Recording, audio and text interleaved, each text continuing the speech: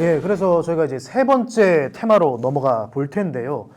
지금 이제 반윤석열, 비이재명, 뭐 반대로 말하면 이제 반이재명, 비윤석열 이런 중원에 있는 시민들을 겨냥해서 제3지대가 조금 각광을 좀 받는 거잖아요. 네. 저는 사실은 지지율에 비하면 여전히 좀 더 관심을 가지려고 생각하는 시민들이 많다고 생각을 하거든요. 포텐셜은 있죠. 예, 예. 다만 이제 그들이 너희 어떻게 하는지 한번 볼게 이 시간을 보내고 있다고 생각을 하는데 그럼 이 당은 아까 이제 처음에 좀 우리가 대화를 했지만 그 개혁 보수냐 아니면 그냥 진짜 아예 탈이념이냐 아니면 그냥 뭐 민주당 이중대냐 이건 아직 논란이에요. 그리고 아마도 논란이죠. 제 생각에는 총선 이후에 더 크게 좀 분란이 생길 수도 있을 것 같은데 내부적으로 그런 걱정 없어요? 저는 지금이 제일 혼란스러울 때라고 보고요. 총선 이후에는요, 솔직히 저는 오히려 편하게 생각합니다. 전당대회 하면 오히려 더 편해져요. 그러니까 이게 전당대회를 해서 이게 이준석의 당이 되느냐, 이낙연의 당이 되느냐, 아니면 뭐 제3의 어떤 누군가의 당이 되느냐에 따라서 당 컬러가 되게 많이 바뀔 거예요. 그러니까 이렇게 얘기하면 또 보시는 분들은 야, 그럼 전당대회 지나고 이 당이 그럼 뭐 아주 민주당스러운 당이 될지 아주 개혁 보수스러운 당이 될지 모르는데 우리 어떻게 뽑냐 하실 수 있는데요. 죄송한데 원래 그런 거예요. 그러니까 제가 이렇게 그 예를 들어 보면요. 황교안의 국민의힘과 이준석의 국민의힘이 같은 당입니까? 그렇죠. 다른 당이죠. 예, 이름은 같지만 누가 당의 리더십을 갖느냐에 따라서 우리나라 당은 솔직히 많이 바뀌어요. 민주당도 마찬가지잖아요. 예, 이게 어떤 옛날에 꼭 뭐 동교동계와 뭐 이런 그런 거 하지 않더라도 당의 주인과 노선이라는 거는 누가 방향타를 잡느냐에 따라서 항상 사실 바뀝니다. 그래서 저는 오히려 총선이 끝나고 전당대회가 열리게 되면 그때는 당대표 임기 동안의 이 당의 모습이라는 것은 생각보다 선명하게 드러날 거라고 봅니다. 당대표와 최고위원 라인업이 어떻게 되느냐에 따라서. 원래 이제 개혁신당 사람들이 원했던 거는 꼭 보수라는 이름을 뭐 저희가 보수 몇 번 표현 썼지만 꼭 보수라기보다는 개혁 정당의 이미지를 갖고 가길 원했어요. 예를 들면 저희가 내놓은 정책들도 뭐 노인 무임승차 폐지하자, 뭐 개선하자는 거죠. 그 다음에 무슨 뭐 여성도 뭐 그 현장직 공무원 하려면 군대에 갔다 와야 된다라든지 이게 진보냐 보수냐라고 하면은 딱히 구분하기 어려운 애매해요. 거죠. 예. 예를 들면 제가 그때 교육 정책도 지방 거점 국립대에 돈 쏟아붓고 지역의 기숙 거점 학교들 잘 만들어서 교육 수준 높이자 이런 건데 이게 진보냐 보수냐. 그러니까 저희는 그래서 진보 보수에 갇히지 않는 한국 사회에 필요한 개혁을 이야기하는 정당이 되기를 바라고 그게 저희 통합 이후에도 가능하다면 저희 팀 컬러가 되기를 바래요. 근데 이낙연 대표라든지 이런 분들 계시니까 예전보다 선명하지는 못할 거예요. 솔직히 얘기하면. 네, 그럼에도 불구하고 기존의 기성 거대 양당보다는 조금 더 도전자의 자세로 적극적으로 개혁 과제들을 이야기하려고 하고요. 저희 이준석 대표가 방송 나와서 대놓고 얘기하더라고요. 우리 이제 이렇게 통합한 이상 보수 정당 아니다. 근데 반대로 얘기하면 저희는 민주당 이중대도 하기 싫어요. 아니 민주당 이중대하면 저희 망해요. 아니 민주당 일중대가 있는데 왜 이중대에 표를 찍어요? 그럼 저희가 할 수 있는 거는 양당과 다르게 극단이 아니지만 개혁 과제를 성실하게 이야기하는 정택 정당 그리고 양당보다 당의 운영에 있어서도 훨씬 더 민주적이고 선진화된 선진국형 정당으로 나아가야 되거든요. 그걸 못하면 망하는 거고 하면은 대안이 되겠죠. 그래서 최근에 그 박성민 정치 컨설턴트가 이제 방송에 나와서 한 말이 이준석 대표 지역군 사실 결정이 안 됐잖아요. 네. 그리고 이제 아마 후보 등록 시점까지 아마 보실 거라고 거의 막판까지 할 거예요. 알고 있을 텐데 만일에 이준석 대표가 대구에 나가면 불리하다. 왜냐면 이제 대구의 정서는 지금 이제 정권을 지켜주기 위해서 이제 이재명 대표 심판, 야당 심판은 뭉치기 때문에 국민의힘을 좀 찍어줄 마음이 크고 그래서 오히려 이준석 대표가 민주당 현역이 있는 좀 민주당 강세인 지역에 나가야 오히려 보수 유권자들이 전략적으로 이준석 대표를 찍을 수 있다. 저는 그게 좀 합리적으로 들렸거든요. 근데 그럴 수도 있는데 또 그렇다고 너무 민주당 강세 지역에 가면 그렇죠. 예, 그렇죠. 이게 돌고 도는 거잖아요. 노원병처럼. 네, 네, 그냥 민주당 찍으시는 분들 민주당 찍으면 이게 뭐 약간 그래서 전략적으로 당연히 볼 거고요. 이제 잘 찾아보면 양당 후보가 다 좀 썩 별로인데 대안이 없어서 정체된 지역들이 사실 있어요. 그 대여섯 군데 고민한다는 데가 어디예요? 그런 데들이 좀 있고요. 그러니까 지금 보면 몇 군데는 그냥 상징적인 곳들이에요. 예를 들면 대구 같은 곳도 당연히 하고 뭐 근데 이제 다른 데들은 되게 세밀하게 보고 있어요, 저희가. 그 이제 아까 말씀해주신 것 중에 이제 개혁 신당의 방향이 어떻게 될 것인가는 총선 이후에 어느 쪽이 사실 더 많이 배지를 다느냐에 따라 좀 좌우될 수 있는 거잖아요. 근데 이제 그런 맥락에서 지난 편에 나오셨던 장성철 소장님 같은 경우에 이준석 천하인이 다 비례대표 나가야 된다 이렇게 주장을 하세요. 이런 의견에 대해서는 어떻게 생각하세요? 이게 다 지지율에 달려 있는 건데 지역구에서 저희가 당선자를 많이 낼 것 같으면 사실 그래도 돼요. 네, 그러니까 왜냐하면 같이 지역구를 뛰는 동지들에게 저희가 미안하거나 이제 지도부라고 하는 사람들이 후퇴하는 모습을 보여도 될 상황이면, 여유가 좀 네, 있으면 여유가 있으면 사실은 아니 뭐 하시라.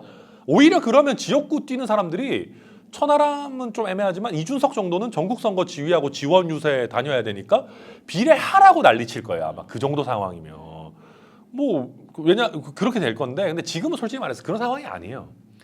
그러면 지금 그 개혁신당 깃발 들고 지역구 뛰는 분들이 당선을 장담하기 어려운 상황에서 뭐 파운더라고 할 만한 사람들이 전부 다 그러면 안전지대로 물러나겠다라고 할 수 있는 상황이 아니에요. 기껏 스타트업 차려놨더니 이 파운더들이 엑시트할 생각만 하더라 네, 이런 모습을 그러니까 보여주면 그렇게 안 될 된다는. 수밖에 없어요. 그러니까 물론 저희 코어 지지층은 그걸 원할 거예요.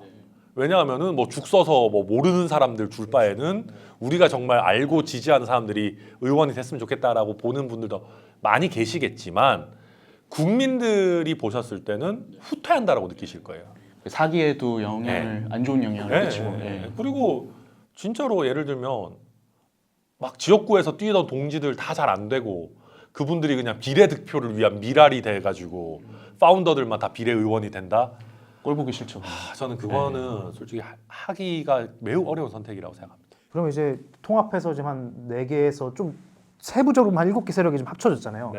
대부분 좀 이름이 알려진 분들은 다 지역구에 나간다고 보면 되겠네요. 지금 보면 이제 조홍천, 이원욱 이런 분들도 지역구 출마 선언했고 양양자 대표도 저희가 모셔올 때 모두가 다 비례 1번 가냐 이랬는데 거기도 지역구 출마 선언했고 뭐 이낙연 대표도 당연히 그럴 거고 거의 그럴 겁니다. 그러니까 이름이 알려진 사람 중에 비례로 가겠다라고 하는 사람은 제 생각에 아주 소수일 거예요.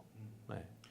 근데 지금 하나 궁금한 건 지금 어쨌든 2월이긴 하지만 총선이 사실 얼마 안 남았잖아요. 근데 우리가 한 1, 2월 정도에 예상하기로는 그래도 좀 우리가 스타급, 뭐 스타급까지 아니더라도 우리가 한 번쯤은 들어봤음직한 사람이 개혁신당에 좀 갈 수 있지 않겠느냐 했는데 아직까지 그런 만족감은 없죠. 네, 저도 솔직히 그 되게 아쉬운 지점이죠. 그러니까 이게 이제 뭐 양자역학 같은 건지 모르겠지만 저도 양자역학 아무것도 모릅니다. 근데 개혁신당이 있음으로 인해서 양당의 공천 파동이 줄어드는 효과가 있는 거예요, 사실은. 네. 그러다 보니까 역설적으로 빅네임 영입이 지금 좀 지연되고 있는 상황이고요. 근데 뭐 어쩌겠습니까? 네. 그분들이 안 오신다면은 그 상황에 맞춰가지고 저희가 또 해 나가야 되는 거고. 어쨌든 이번에 통합을 통해 가지고 이준석, 이낙연이라고 하는 거대 양당의 당대표 출신이 이렇게 모일 수 있을까 싶을 정도의 어쨌든 그 상징적인 빅네임들은 모셨고 뭐 조홍천, 뭐 이원우, 김종민, 양양자, 뭐 천하람 뭐 등등의 라인업도 사실 그렇게 나쁘지는 않거든요. 그래서 이렇게 해나가면서 또 추가적으로 일부 영입이 더 있지 않겠나 기대합니다. 사석에서건 하는 말은 결국 이준석 천하람은 대선을 앞두고 국민의힘과의 어떤 단일화 협상을 통해서 다시 보수로 돌아갈 것이다.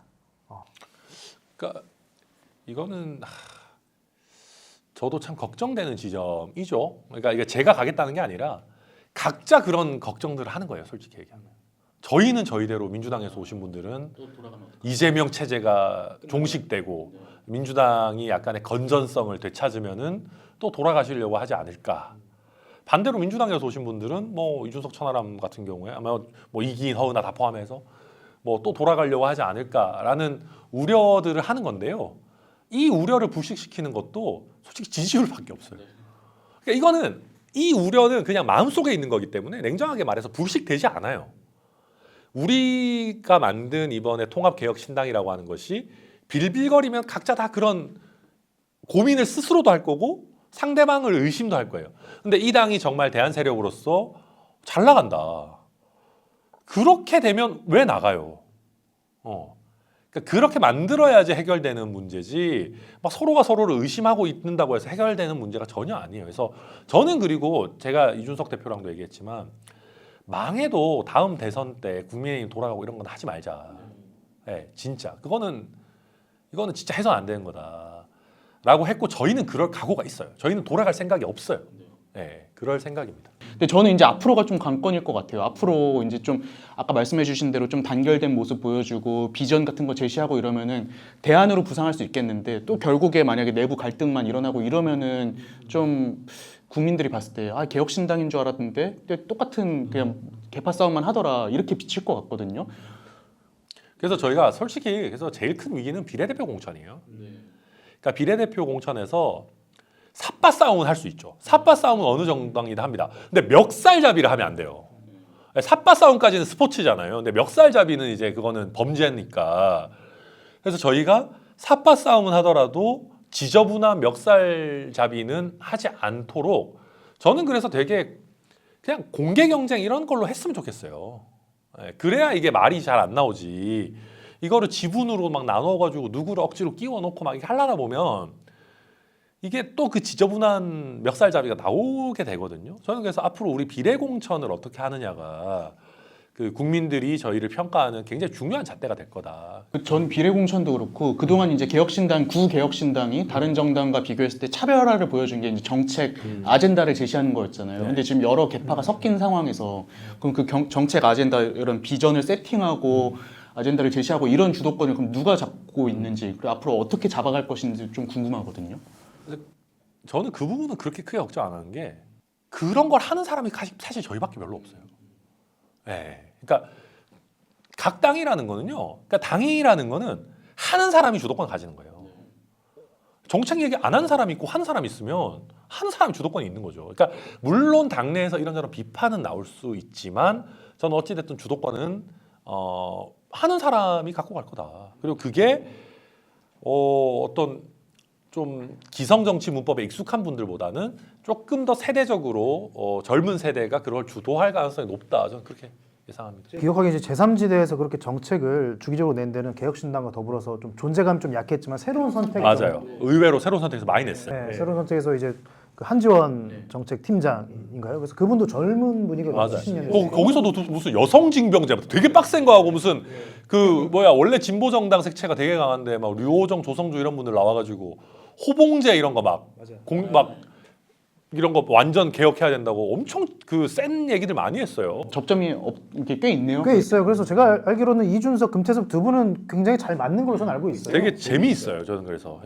오히려 진보 정당 출신의 분들이 그런 어떤 금기를 건드리고 또 보수 정당 출신의 사람들도 예를 들면 이준석 대표 같은 경우에 막 조선중앙방송 이런 거 일반 국민들이 좀 보시면 어떠냐. 북한 방송 보면서 비웃는 게 오히려 우리 체제 승리의 상징이다. 그런 얘기하는 사람이거든요. 그러니까 의외로 이게 서로 얘기하다 보면은 접점들이 나올 수 있다고 봐요. 네. 금기와 경계를 넘나들면서 이제 약간 리버럴이한 키워드로는 또 하나로 좀 약간 그 자유주의 쪽으로 가겠다 지금 이제 생각하는 건데 그것도 간단치는 않을 거예요. 왜냐하면은 지금 저희 당의 구성원들 보면 또 되게 정치적 올바름을 중시하는 분들도 굉장히 계시기 때문에 그 지점에서 그러니까 정치적인 올바름이 필요한 정도도 있죠. 뭐 예를 들면 저희가 막 무슨 막 지역 혐오, 막 이민자 혐오 이런 거 하면 안 되니까. 그러니까 근데 과도하게 프로 불편러가 돼가지고 사람들의 표현의 자유를 이렇게 옥죄도 안 되는 거잖아요. 그러니까 그 적절한 수준을 어찌 보면 저희 개혁신당이 당내 토론을 통해 가지고 우리 사회 담론을 좀 주도해 나가면은 베스트일 거고 그게 아니면은 뭐 저희 내부에서 엄청 싸우더라도 국민들끼리 키보드 배틀하는 것보다 나을 수도 있지 않겠나. 뭐 그렇게 생각합니다. 이준석 대표가 류호정 의원은 주류가 될 수 없다 이렇게 주장을 했는데 아, 이거 거기에 너무 대해서 어떻게 생각하세요? 근데 본인도 그럴 생각 없다던데요. 그렇게 이제 대답을 해서 뉴스가 됐어요. 아니요, 저는 그거는 이준석 대표의 얘기가 실언이라고 저는 생각하고 류호정 의원도 민주적인 절차를 거치면 개혁신당의 주류가 될 수 있죠. 왜 못 됩니까? 다음번에 저희 전당대회 때 당대표 후보든 최고위원 후보든 나오시는 걸 막을 방법 없어요. 당원들의 선택에 달려 있는 겁니다. 그리고 물론 이준석 대표의 말은 이번 총선 국면에서 뭐 류호정 의원이 그렇게 큰 역할을 하지 않을 거다라는 거는 그런 의미라면 저는 받아들이고 류호정 의원도 그거 오케이 하고 있고요. 또 국민들이 중시하는 게 비례 또 받을 거냐. 아니에요. 또 비례는 안 받는다는 걸 저희가 약속을 받고 협상을 했기 때문에 지역구 출마할 거라서 그런 점에서는 저희의 기대로는 류호정 의원의 존재가 뭐 그렇게 크게 이번 총선에 있어서 이슈가 되지는 않지 않겠나. 뭐 비례 후보가 되시거나 이럴 건 아니기 때문에 결국 이제 분당갑 출마하신다는 거잖아요. 안철수 본인은 아마 그렇게 생각하고 계신 것 같아요. 네. 그 관련돼서 또 뭐 혹시 또 궁금한 거 있으세요? 아 저는 없어요. 예, 사실 오늘 다 해소가 돼서 워낙 또 이제 법정에서 단련된 말솜씨 때문에 이제 방송에서 잘하시네요. 그래서 제가 아 요새는 법정 가면 오히려 어버버해요. 아 요새 지금 변호사인지 아닌지도 얘기 아 이거 저거 이거 뭐 법이 이랬나? 제가 뭘 좀 보내드리려고 하니까 사무실을 이제 천하람 변호사 사무실을 주셔서 제가 뭐 누구지 이렇게 저 잠시 이렇게 생각을 했지만 엄연히 천하람 변호사이시고 한때 김현장에 다니셨어요. 아 저 오늘 오전에도 법원 갔다 왔어요. 네, 의외로 본업도 합니다. 재판 때문에. 네, 본업도 하고 있다는 거. 아 본업을 근데 지금 이렇게 결혼이 되시나요? 본업까지 할? 아 그래도 하긴 해야죠. 해야 되면 또 먹고 살아야 되니까요. 네. 언제는 총선 이후에도 생업은 계속되니까. 총선 이후에는 제가 낯선할 거라고 지금 단정. 이거 아닙니다. 제가 그거 아니고 이제 제가 만일에 직장을 좀 사무장이라도 좀 시켜주시면 제가 거기에 취직하도록 하겠습니다. 예, 오늘 아마 우리 독자 여러분께서 굉장히 재밌게 보셨을 텐데 대화를 하다 보니까 저희가 천 고수님이라는 표현을 너무 적게 쓴 것 같아요. 근데 정말 고수님이십니다. 예, 고수님이시고 저희가 이제까지 4명의 출연자 중에 가장 젊은 분이세요. 그래서 저희가 썸네일도 한번 잘 만들어 볼 테니 여러분 관심을 가져주시고요. 혹시 요청해 주신다면 언제든 다시 한번 모시도록 하겠습니다. 열려 계시죠? 아 당연하죠. 하이브리드 시사 토크쇼 여의도 고수 4번째 시간 오늘 마치도록 하겠습니다. 감사합니다. 감사합니다.